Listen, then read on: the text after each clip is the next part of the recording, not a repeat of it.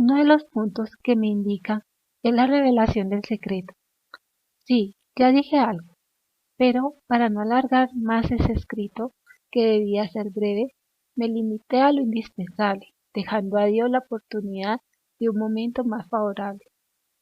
Pues bien, ya expuse en el segundo escrito la duda que, desde el 13 de junio al 13 de julio, me atormentó, y cómo en esta aparición todo se desvaneció. Ahora bien, el secreto consta de 3 partes distintas, de las cuales voy a revelar 2. La primera fue, pues, la visión del infierno. Nuestra Señora nos mostró un gran mar de fuego, que parecía estar debajo de la tierra. Sumergidos en ese fuego, los demonios y las almas, como si fuesen brasas transparentes y negras o bronceadas, con forma humana que fluctuaban en el incendio, llevadas por las llamas que ellas mismas salían, juntamente con nubes de humo que caían hacia todos los lados, parecidas al caer de las pavesas en los grandes incendios, sin equilibrio ni peso, entre gritos de dolor y gemidos de desesperación que horrorizaba y hacía estremecer de pavor. Los demonios se distinguían por sus formas horribles y asquerosas de animales espantosos y desconocidos, pero transparentes y negros.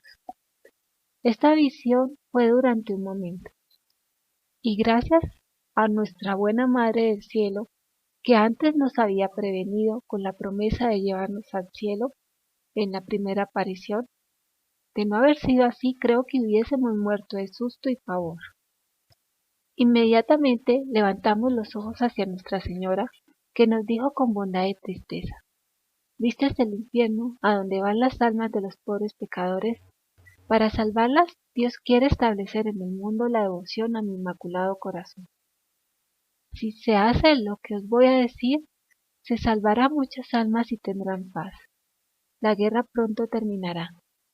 Pero si no dejaren de ofender a Dios, en el pontificado de Pío XI comenzará otra peor. Cuando veáis una noche iluminada por una luz desconocida, sabed que es la gran señal que Dios os da de que va a castigar al mundo por sus crímenes, por medio de la guerra, del hambre y de las persecuciones a la Iglesia y al Santo Padre. Para impedirla, vendré a pedir la consagración de Rusia a mi Inmaculado Corazón y la comunión reparadora de los primeros sábados. Si se atienden mis deseos, Rusia se convertirá y habrá paz. Si no, esparcirá sus errores por el mundo, promoviendo guerras y persecuciones a la Iglesia. Los buenos serán martirizados y el Santo Padre tendrá mucho que sufrir. Varias naciones serán aniquiladas. Por fin mi Inmaculado Corazón triunfará. El Santo Padre me consagrará a Rusia, que se convertirá y será concedido al mundo algún tiempo de paz. Tercera parte del secreto revelado el 13 de julio de 1917 en la cueva de Iría Fátima.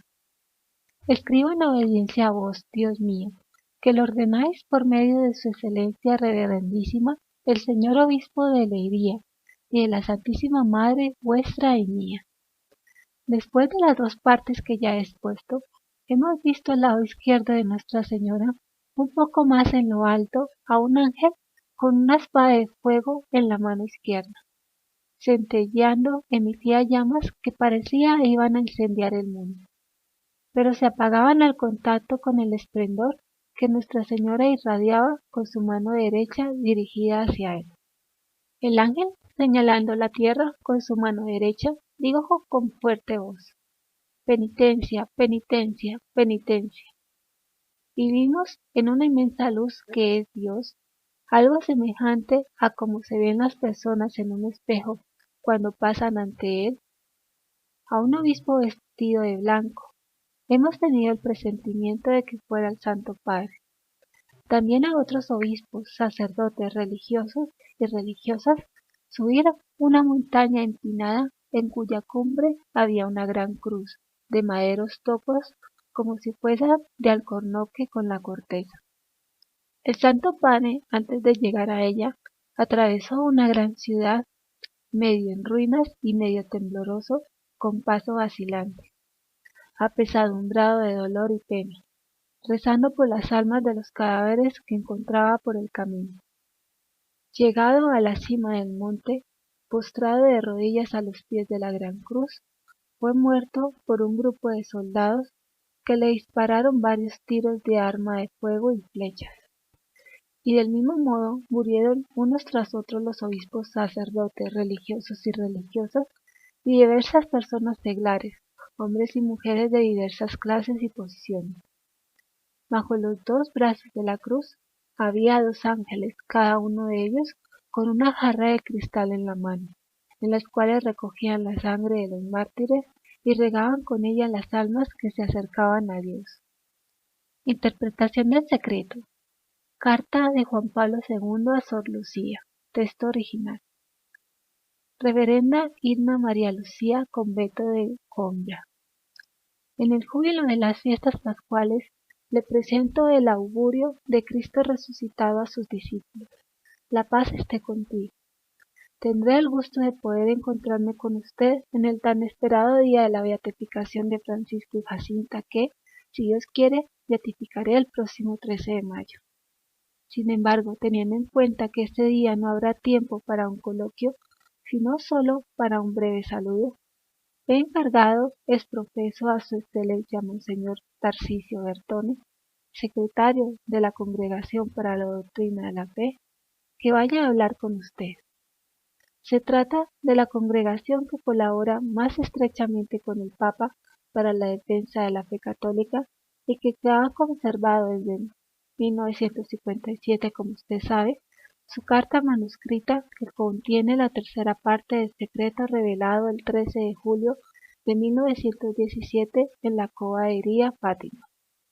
Monseñor Bertone, acompañado del obispo de Leiria, su excelencia Monseñor Serafín de Sousa Pereira de Silva, va en mi nombre para hacerle algunas preguntas sobre la interpretación de la tercera parte del secreto.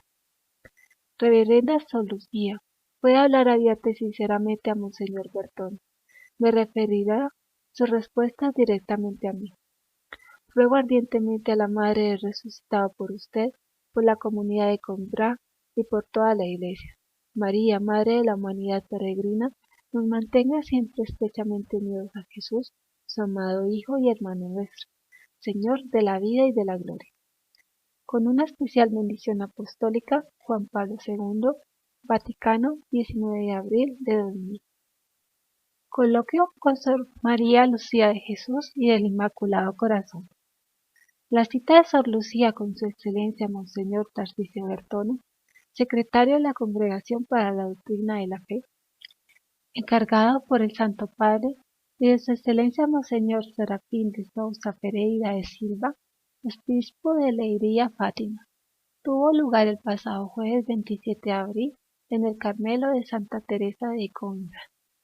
Sor Lucía estaba lúcida y serena, estaba muy contenta del viaje del Papa a Fátima para la beatificación, que ella tanto esperaba de Francisco y Jacinta.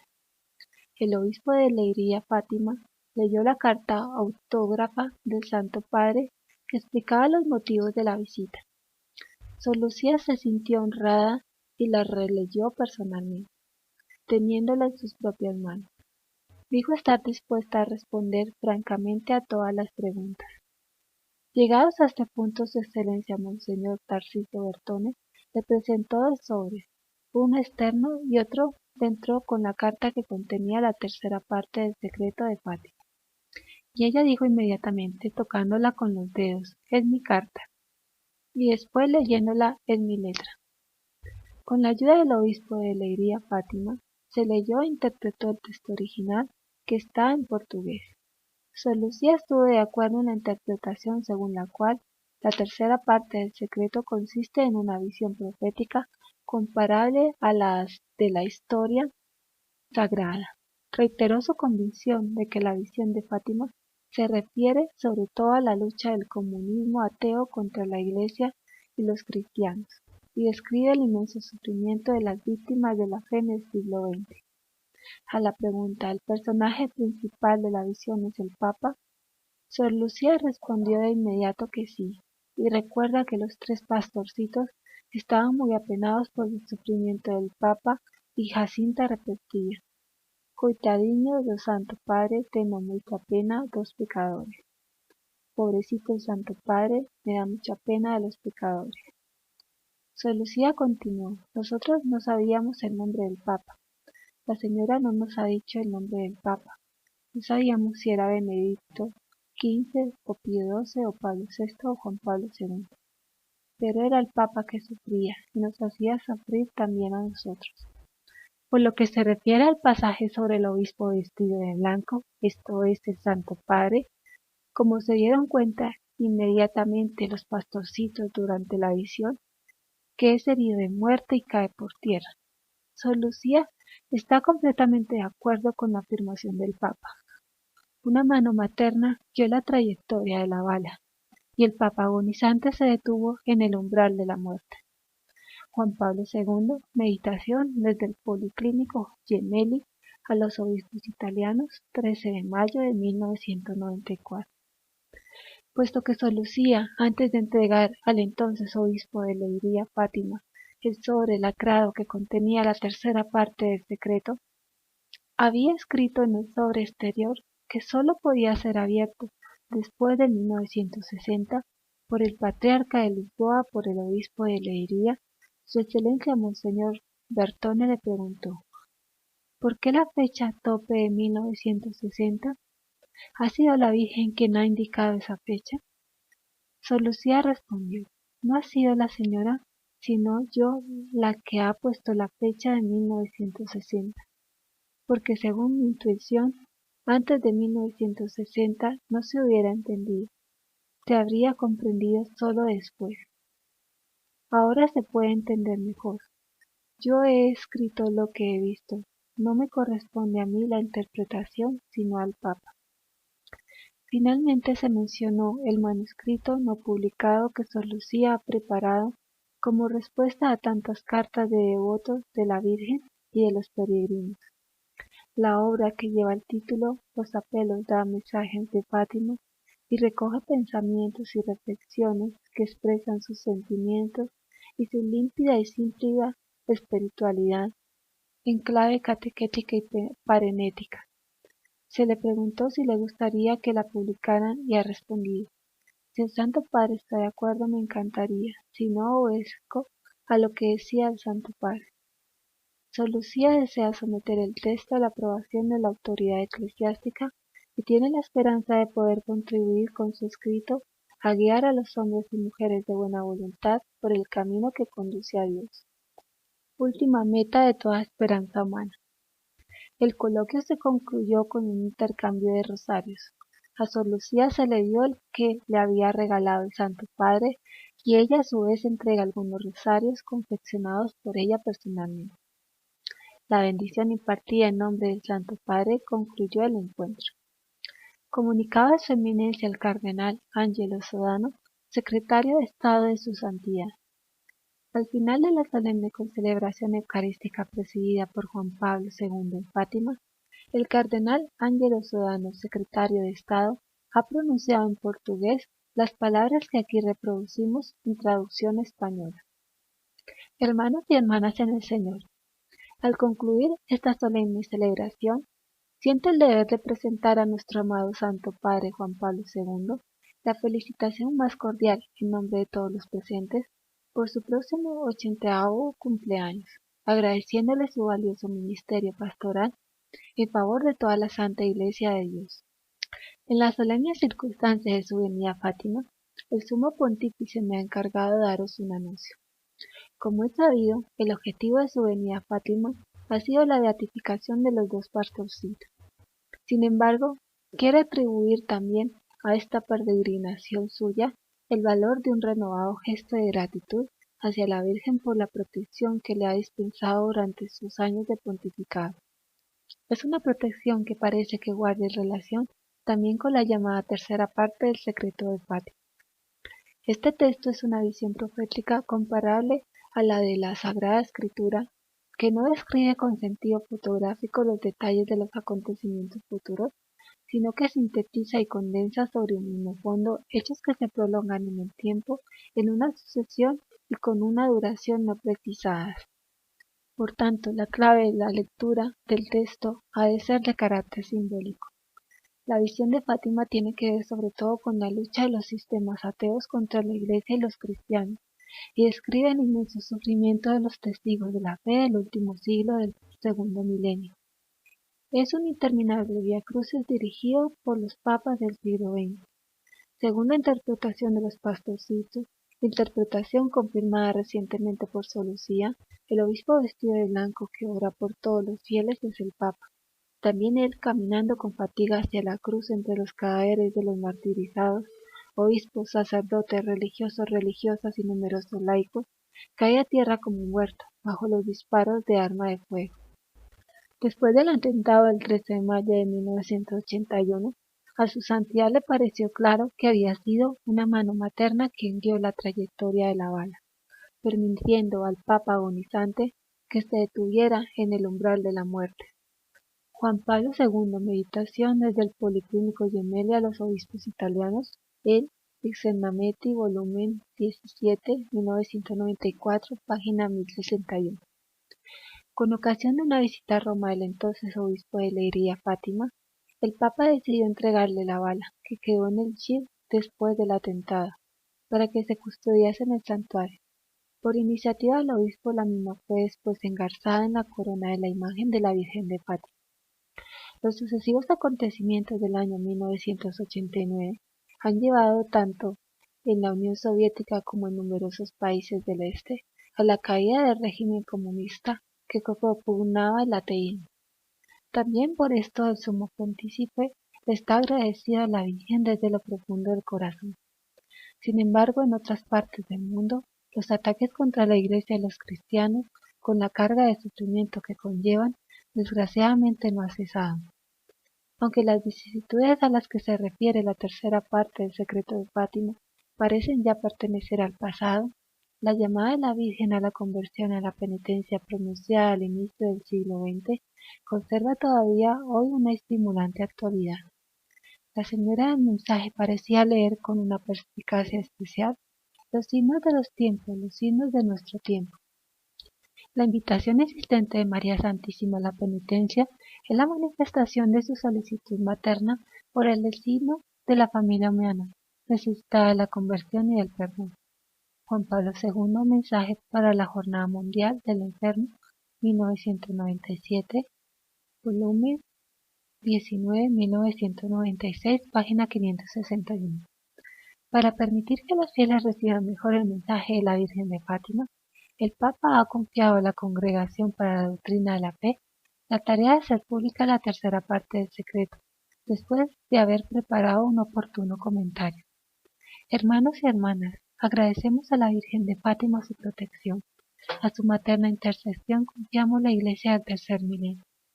Subtum Pace Confucio Santa Dei Genetrix. Intercede por Iglesia, intercede por Papa, nuestro loano Paulo II. Amén.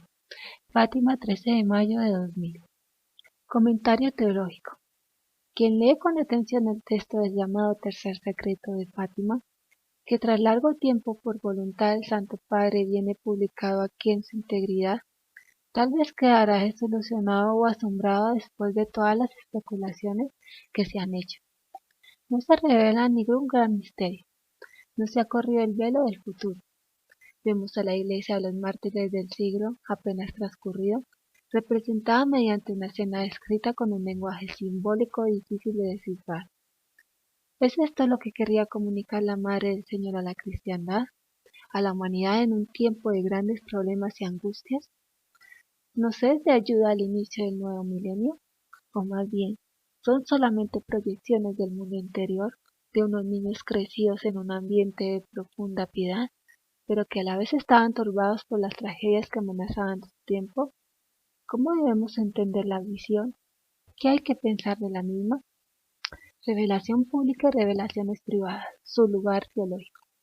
Antes de iniciar un intento de interpretación, cuyas líneas esenciales se pueden encontrar en la comunicación que el cardenal Sodano pronunció el 13 de mayo de este año, al final de la celebración eucarística precedida por el Santo Padre en Fátima, Es necesario hacer algunas aclaraciones de fondo sobre el modo en que, según la doctrina de la Iglesia, deben ser comprendidos dentro de la vida de la fe fenómenos como el de Fátima.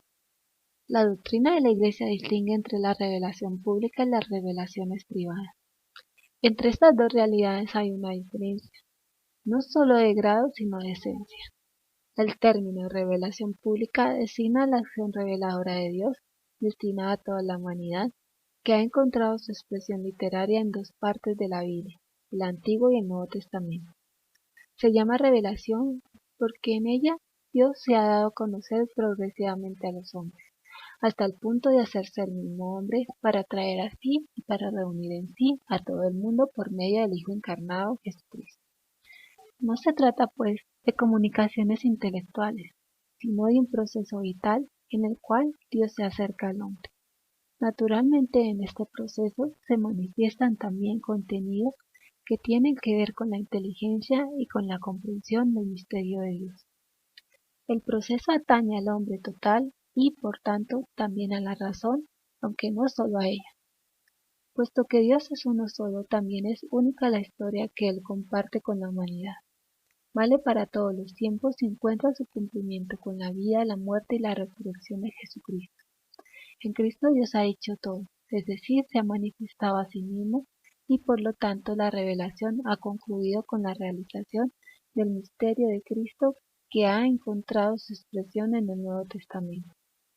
El Catecismo de la Iglesia Católica, para explicar este carácter definitivo y completo de la revelación, cita un texto de San Juan de la Cruz.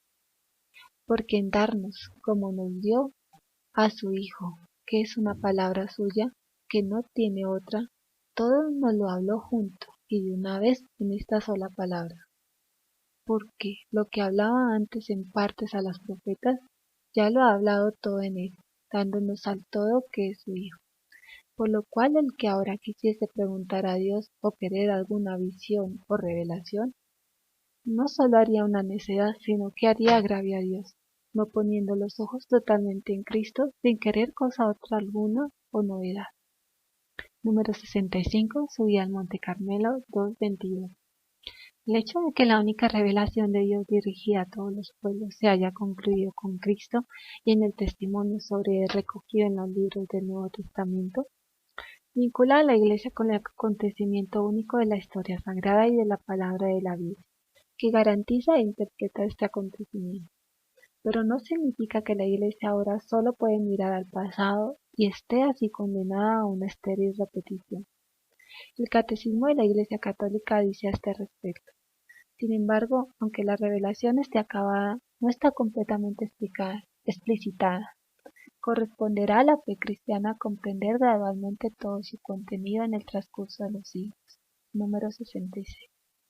Estos dos aspectos, el vínculo con el carácter único del acontecimiento y el progreso en su comprensión, están muy bien ilustradas en los discursos de despedida del Señor, cuando antes de partir le dice a los discípulos: mucho tengo todavía que deciros, pero ahora no podéis con ello.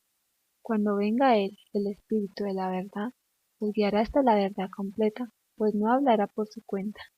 Él me dará gloria, porque recibirá de lo mío y lo anunciará a vosotros. Juan 16, 12, 14.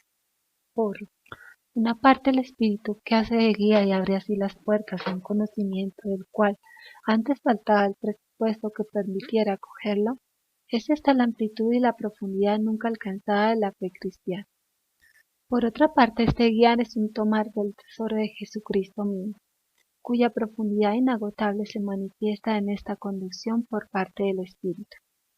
A este respecto, el Catecismo cita una palabra densa del Papa Gregorio Magno: la comprensión de las palabras divinas crece con su reiterada lectura. Catecismo de la Iglesia Católica 94, Gregorio y Merced 178. El Concilio Vaticano II señala tres maneras esenciales en que se realiza la guía del Espíritu Santo en la Iglesia y en consecuencia el crecimiento de la palabra. Este se lleva a cabo a través de la meditación y el estudio por parte de los fieles, por medio del conocimiento profundo que deriva de la experiencia espiritual y por medio de la predicación de los obispos sucesores de los apóstoles en el carisma de la verdad. Dei Verbum 8. En este contexto es posible entender correctamente el concepto de revelación privada, que se refiere a todas las visiones y revelaciones que tienen lugar una vez terminado el Nuevo Testamento. Es esta la categoría dentro de la cual debemos colocar el mensaje de Fátima.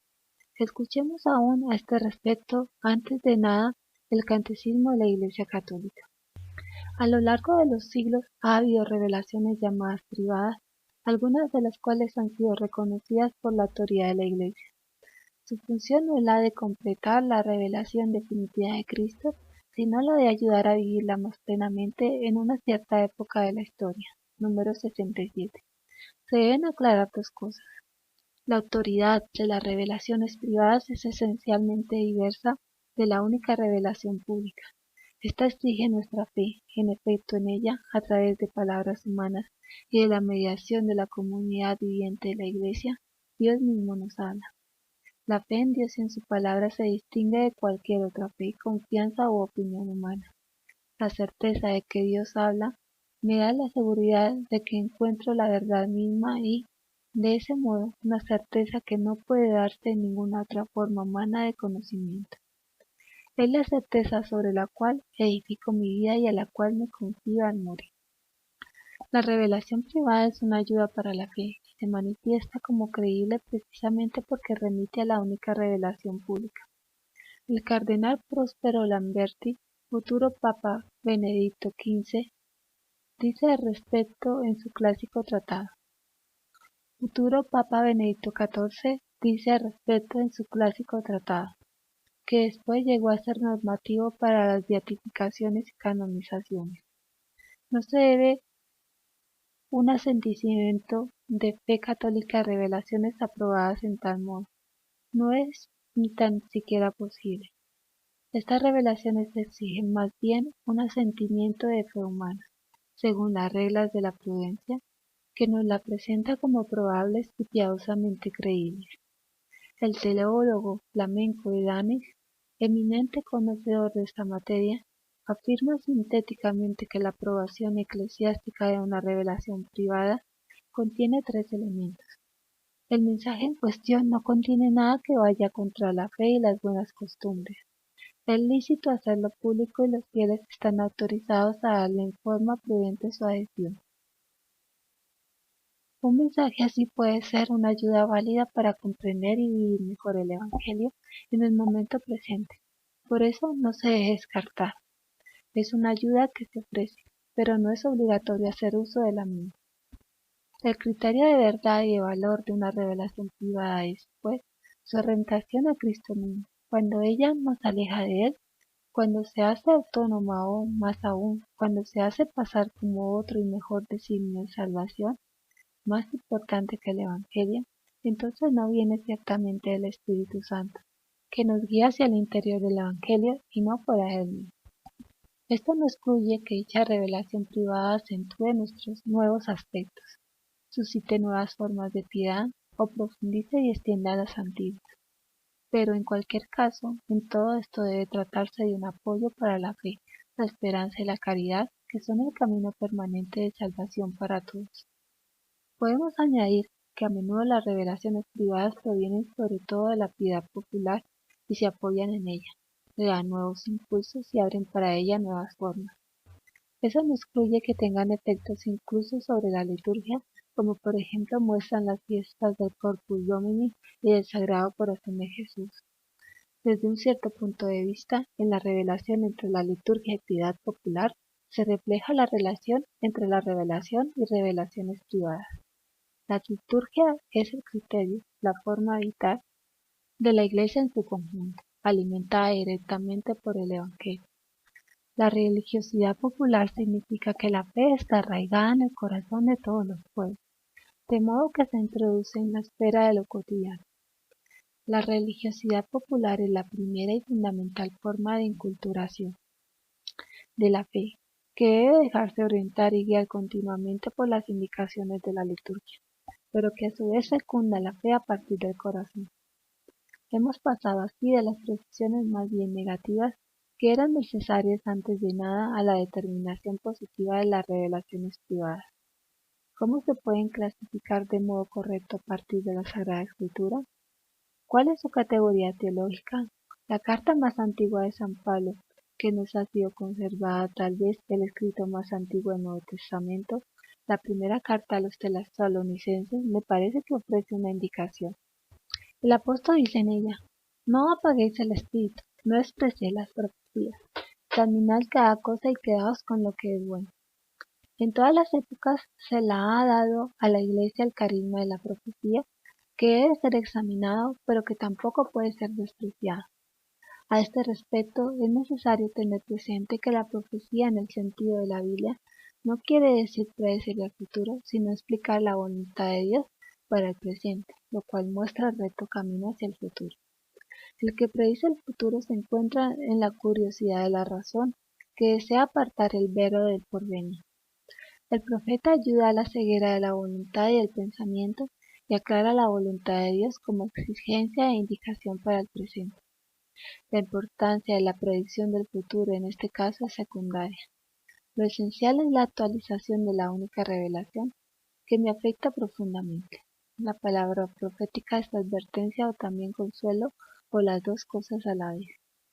En este sentido se puede relacionar el carisma de la profecía con la categoría de los signos de los tiempos, que ha sido subrayado por el Vaticano II.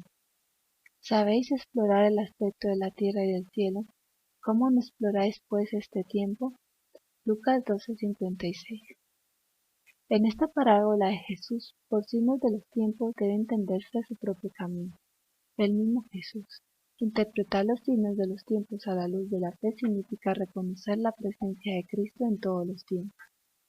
En las revelaciones privadas reconocidas por la Iglesia y por tanto también en Fátima, se trata de esto: ayudarnos a comprender los signos de los tiempos y a encontrar la justa respuesta desde la fe ante ellos. La estructura antropológica de las revelaciones privadas. La estructura antropológica de las revelaciones privadas. Una vez que con las precedentes reflexiones hemos tratado de determinar el lugar teológico de las revelaciones privadas, antes de ocuparnos de una interpretación del mensaje de Fátima, debemos aún intentar aclarar brevemente un poco su carácter antropológico o psicológico. La antropología teológica distingue en este ámbito tres formas de percepción o visión: la visión con los sentidos, es decir, la percepción externa corpórea, la percepción interior y la visión espiritual, vistas sensibles, imaginativa e intelectuales. Está claro que en las visiones de Lourdes, Fátima, etc., las imágenes y las figuras que se ven no se hallan exteriormente en el espacio, como se encuentra un árbol o una casa. Esto es absolutamente evidente, por ejemplo, por lo que se refiere a la visión del infierno descrita en la primera parte del Secreto de Fátima, o también la visión descrita en la tercera parte del Secreto, pero puede demostrarse con mucha facilidad también en las otras visiones, sobre todo porque no todos los presentes las veían, sino de hecho solo los videntes. Del mismo modo es obvio que no se trata de una visión intelectual sin imágenes, como se da en otros grados de la mística. Aquí se trata de la categoría intermedia, la percepción interior, que ciertamente tiene en el vidente la fuerza de una presencia que para él equivale a la manifestación externa sensible. Ver interiormente no significa que se trate de fantasía, como si fuera solo una expresión de la imaginación subjetiva. Más bien significa que el alma viene acariciada por algo real, aunque suprasensible, y es capaz de ver lo no sensible, lo no visible por los sentidos, una especie de visión con los sentidos internos. Se trata de verdaderos objetos que tocan el alma, aunque no pertenezcan a nuestro habitual mundo sensible. Para esto se exige una vigilancia interior del corazón, que generalmente no se tiene a causa de la fuerte presión de las realidades externas y de las imágenes y pensamientos que llenan el alma. La persona es transportada más allá de la pura exterioridad y otras dimensiones más profundas de la realidad la tocan, se le hacen visibles. Tal vez por eso se puede comprender por qué los niños son los destinatarios preferidos de tales apariciones. El alma está aún poco alterada y su capacidad interior de percepción está aún poco deteriorada. De la boca de los niños y de los lactantes ha recibido la alabanza, responde Jesús con una frase del Salmo 8, versículo 3, a la crítica de los sumos sacerdotes y de los ancianos, que encuentran inoportuno el grito de Hosana de los niños. Mateo 21:16. La visión interior no es una fantasía, sino una propia y verdadera manera de verificar, como hemos dicho. Pero conlleva también limitaciones. Ya en la visión exterior está siempre involucrado el factor subjetivo. No vemos el objeto puro, sino que llega a nosotros a través del filtro de nuestros sentidos que deben llevar a cabo un proceso de traducción. Esto es aún más evidente en la visión interior, sobre todo cuando se trata de realidades que sobrepasan en sí mismas nuestro horizonte. El sujeto, el vidente, está involucrado de un modo aún más íntimo. Él ve con sus concretas posibilidades, con las modalidades de representación y de conocimiento que le son accesibles. En la visión interior se trata, de manera más amplia que en la exterior, de un proceso de traducción, de modo que el sujeto es esencialmente copartícipe en la formación como imagen de lo que aparece. La imagen puede llegar solamente según sus medidas y sus posibilidades. Tales visiones nunca son simples fotografías del más allá, sino que llevan en sí también las posibilidades y los límites del sujeto perceptor. Esto se puede comprender en todas las grandes visiones de los santos. Naturalmente vale también para las visiones de los niños de Fátima. Las imágenes que ellos describen no son en absoluto simples impresiones de su fantasía, sino fruto de una real percepción de origen superior e interior, pero no son imaginaciones como si por un momento se quitara el velo del más allá y el cielo apareciese en su esencia pura, tal como nosotros esperamos verlo un día en la definitiva unión con Dios. Más bien las imágenes son, por decirlo así, una síntesis del impulso proveniente de lo alto y de las posibilidades de que dispone para ello el sujeto que percibe, esto es, los niños. Por este motivo el lenguaje imaginativo de estas visiones es un lenguaje simbólico. El cardenal Sodano dice al respecto: no se describen en sentido fotográfico los detalles de los acontecimientos futuros, sino que sintetizan y condensan sobre un mismo fondo hechos que se extienden en el tiempo según una sucesión y con una duración no precisada. Esta concentración de tiempos y espacios en una única imagen es típica de tales visiones que, por lo demás, pueden ser descifradas solo a posteriori.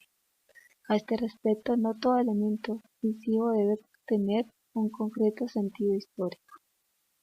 Lo que cuenta la visión como conjunto, y a partir del conjunto de imágenes deben ser comprendidos los aspectos particulares. Lo que es central en una imagen se desvela en un último término a partir del centro de la profecía cristiana en absoluto. El centro está allí donde la visión se convierte en llamada y guía hacia la voluntad de Dios. Un intento de interpretación del secreto de Fátima. La primera y segunda parte del secreto de Fátima han sido ya discutidas tan ampliamente por la literatura especialidad que ya no hay que ilustrarlas más. Quisiera solo llamar la atención brevemente sobre el punto más significativo. Los niños han experimentado durante un instante terrible una visión del infierno. Han visto la caída de las almas de los pobres pecadores y se les dice por qué se les ha hecho pasar por ese momento, para salvarlas, para mostrar un camino de salvación. Viene hacia la mente la frase de la primera carta de Pedro: meta de vuestra fe la salvación de las almas. Para este objetivo se indica como camino de un modo sorprendente para personas provenientes del ámbito cultural anglosajón y alemán la devoción al corazón inmaculado de María. Para entender esto puede ser suficiente aquí una breve indicación. Corazón significa en el lenguaje de la Biblia el centro de la existencia humana, la confluencia de razón, voluntad, temperamento y sensibilidad, en la cual la persona encuentra su unidad en su orientación interior. El corazón inmaculado es, según Mateo 5:8, un corazón que a partir de Dios ha alcanzado una perfecta unidad interior y por lo tanto ve a Dios. La devoción al corazón inmaculado de María es pues un acercarse a esta actitud del corazón en la cual el fiat, hágase tu voluntad, se convierte en el centro animador de toda la existencia. Si alguno objetara que no debemos interponer un ser humano entre nosotros y Cristo, se le debería recordar que Pablo no tiene reparo en decir a sus comunidades: imitadme. Primera Corintios 4:16, Filipenses 3:17, Primera Tesalonicenses 1:6, Segunda Tesalonicenses 3:7-9. En el apóstol pueden constatar concretamente lo que significa seguir a Cristo. ¿De quién podremos nosotros aprender mejor en cualquier tiempo sino de la Madre del Señor? Llegamos así finalmente a la tercera parte del secreto de Fátima, publicado íntegramente aquí por primera vez. Como se desprende de la documentación precedente, la interpretación que el cardenal Sodano ha dado en su texto del 13 de mayo había sido presentada anteriormente a Sor Lucía en persona. A este respecto, Sor Lucía ha observado en primer lugar que ella misma se le dio la visión, no su interpretación. La interpretación, decía, no es competencia del vidente sino de la Iglesia. Ella, sin embargo, después de la lectura del texto, ha dicho que esta interpretación correspondía a lo que ella había experimentado y que, por su parte, reconocía dicha interpretación como correcta. En lo que sigue, pues, se podrá solo intentar dar un fundamento más profundo a dicha interpretación a partir de los criterios hasta ahora desarrollados. Como palabra clave de la primera y de la segunda parte del secreto, hemos descubierto la de salvar las almas, así como la palabra clave de este secreto es el triple grito: penitencia, penitencia, penitencia. Viene a la mente el comienzo del Evangelio. Pademi el creíte Evangelio. Marcos 1:15. Comprender los signos de los tiempos significa comprender la urgencia de la penitencia, de la conversión y de la fe. Esta es la respuesta adecuada al momento histórico que se caracteriza por grandes peligros y que serán descritos en las imágenes sucesivas. Me permito insertar aquí un recuerdo personal. En una conversación conmigo, Sor Lucía me dijo que le resultaba cada vez más claro que el objetivo de todas las apariciones era el de hacer crecer siempre más en la fe, en la esperanza y en la caridad. Todo el resto era solo para conducir a esto. Examinemos ahora más de cerca cada imagen. El ángel con la espada de fuego a la derecha de la Madre de Dios recuerda imágenes análogas en el Apocalipsis. Representa la amenaza del juicio que incumbe sobre el mundo. La perspectiva de que el mundo podría ser reducido a cenizas en un mar de llamas hoy no es considerada absolutamente pura fantasía. El hombre mismo ha preparado con sus inventos la espada de fuego. La visión muestra después la fuerza que se opone al poder de destrucción, el esplendor de la Madre de Dios y proveniente siempre de él, la llamada a la penitencia. De ese modo se subraya la importancia de la libertad del hombre. El futuro no está determinado de un modo inmutable, y la imagen que los niños vieron no es una película anticipada del futuro de la cual nada podría cambiarse. Toda la visión tiene lugar en realidad solo para llamar la atención sobre la libertad y para dirigirla en una dirección positiva. El sentido de la visión no es el de mostrar una película sobre el futuro ya fijado de forma irremediable. Su sentido es exactamente el contrario, el de movilizar las fuerzas del cambio hacia el bien. Por eso están totalmente fuera de lugar las explicaciones fatalísticas del secreto, que, por ejemplo, dicen que el atentador del 13 de mayo de 1981 habría sido en definitiva un instrumento del plan divino guiado por la providencia y que, por tanto, no habría actuado libremente, así como otras ideas semejantes que circulan. La visión habla más bien de los peligros y del camino para salvarse de los mismos. Las siguientes frases del texto muestran una vez más muy claramente el carácter simbólico de la visión. Dios permanece el inconmensurable y la luz que supera todas nuestras visiones. Las personas humanas aparecen como en un espejo. Debemos tener siempre presente esta limitación interna de la visión, cuyos confines están aquí indicados visivamente. El futuro se muestra solo como en un espejo de manera confusa. Corintios 13:12. Tomemos ahora en consideración cada una de las imágenes que siguen en el texto del decreto. El lugar de la acción aparece descrito con 3 símbolos: una montaña escarpada, una grande ciudad en medio de ruinas y finalmente una gran cruz de troncos rústicos. Montaña y ciudad simbolizan el lugar de la historia humana, la historia como costosa subida hacia lo alto, la historia como lugar de la humana creatividad y de la convivencia, pero al mismo tiempo como lugar de las destrucciones de las cuales el hombre destruye la obra de su propio trabajo. La ciudad puede ser el lugar de comunión y de progreso, pero también el lugar del peligro y de la amenaza más extrema. Sobre la montaña está la cruz, meta y punto de orientación de la historia. En la cruz la destrucción se transforma en salvación. Se levanta como signo de la miseria de la historia y como promesa para la misma. Aparecen después aquí personas humanas. El obispo vestido de blanco, hemos tenido el presentimiento de que fuera el Santo Padre. Otros obispos, sacerdotes religiosos y religiosas, y finalmente hombres y mujeres de todas las clases y estratos sociales. El Papa parece que precede a los otros, temblando y sufriendo por todos los horrores que lo rodean. No solo las casas de la ciudad están en medio de ruinas, sino que su camino pasa en medio de los cuerpos de los muertos. El camino de la Iglesia se describe así como un vía crucis, como camino en un tiempo de violencia, de destrucciones y de persecución. Se puede ver representada en esta imagen la historia de todo un siglo. Del mismo modo que los lugares de la tierra están sintéticamente representados en las 2 imágenes de la montaña y de la ciudad, y están orientados hacia la cruz, también los tiempos son presentados de forma compacta.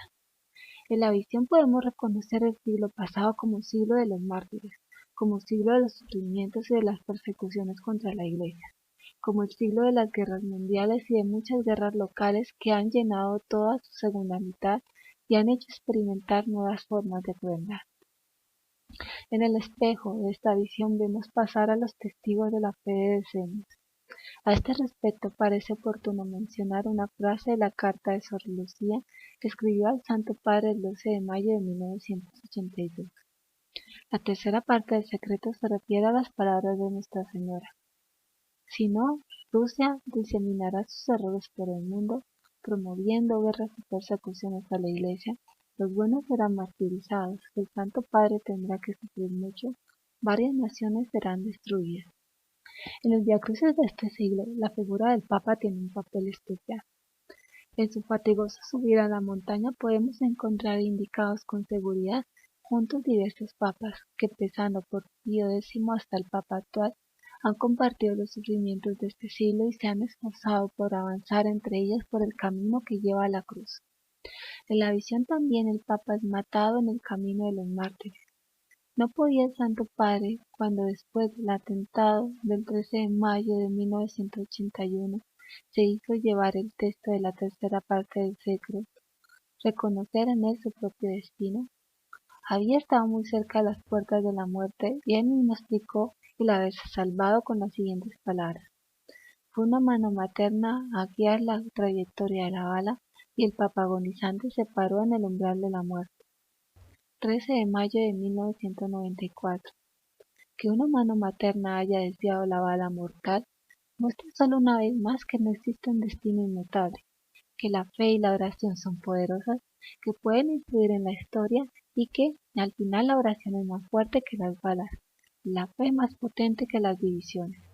La conclusión del secreto recuerda imágenes que Lucía puede haber visto en libros de piedad y cuyo contenido deriva de antiguas intuiciones de fe. Es una visión consoladora que quiere hacer maleable por el poder salvador de Dios una historia de sangre y lágrimas. Los ángeles recogen bajo los brazos de la cruz la sangre de los mártires y riegan con ella las almas que se acercan a Dios. La sangre de Cristo y la sangre de los mártires están aquí consideradas juntas. La sangre de los mártires fluye de los brazos de la cruz. Su martirio se lleva a cabo de manera solidaria con la pasión de Cristo y se convierte en una sola cosa con ella. Ellos completan en favor del cuerpo de Cristo lo que aún falta a sus sufrimientos. Colosenses 1:24. Su vida se ha convertido en Eucaristía. Insertan el misterio del grano de trigo que muere y se hace fecundo. La sangre de los mártires es semilla de cristiano. ha dicho Tertuliano. Así como la muerte de Cristo de su costado abierto ha nacido la Iglesia, así la muerte de los testigos es fecunda para la vida futura de la Iglesia. La visión de la tercera parte del secreto, tan angustiosa en su comienzo, se concluye pues con una imagen de esperanza. Ningún sufrimiento es vano y precisamente una iglesia sufriente, una iglesia de mártires se convierte en señal orientadora para la búsqueda de Dios por parte del hombre. En las manos amorosas de Dios nos han sido acogidos únicamente los que sufren como Lázaro, que encontró el gran consuelo y representa misteriosamente a Cristo que quiso ser para nosotros el pobre Lázaro. Hay algo más. Del sufrimiento de los testigos deriva una fuerza de purificación y de renovación, porque es actualización del sufrimiento mismo de Cristo y transmite en el presente su eficacia salvífica. Hemos llegado así a una última pregunta. ¿Qué significa en su conjunto, en sus tres partes, el secreto de Fátima? ¿Qué nos dice a nosotros? Ante todo, debemos afirmar con el cardenal Sodano, los acontecimientos a los que se refiere la tercera parte del secreto de Fátima parecen pertenecer ya al pasado. En la medida en que se refiere a acontecimientos concretos, ya pertenecen al pasado. Quien había esperado en impresionantes revelaciones apocalípticas sobre el fin del mundo, sobre el curso futuro de la historia, debe quedar desilusionado. Fátima no nos ofrece este tipo de satisfacción de nuestra curiosidad, del mismo modo que la fe cristiana por lo demás no quiere y no puede ser un mero alimento para nuestra curiosidad. Lo que queda de válido lo hemos visto de inmediato al inicio de nuestras reflexiones sobre el texto del secreto. La exhortación a la oración como camino para la salvación de las almas y en el mismo sentido la llamada a la penitencia y a la conversión. Quisiera al final volver aún sobre otra palabra clave del secreto, que con razón se ha hecho famosa. Mi corazón inmaculado triunfará. ¿Qué quiere decir esto? Que el corazón abierto a Dios, purificado por la contemplación de Dios, es más fuerte que los fusiles y que cualquier tipo de arma.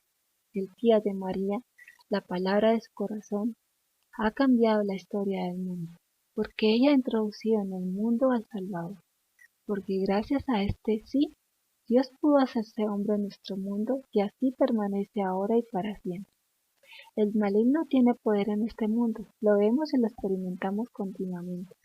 Él tiene poder porque nuestra libertad se deja alejar continuamente de Dios. Pero desde que Dios mismo tiene un corazón humano y de ese modo ha dirigido la libertad del hombre hacia el bien, hacia Dios, la libertad hacia el mal ya no tiene la última palabra.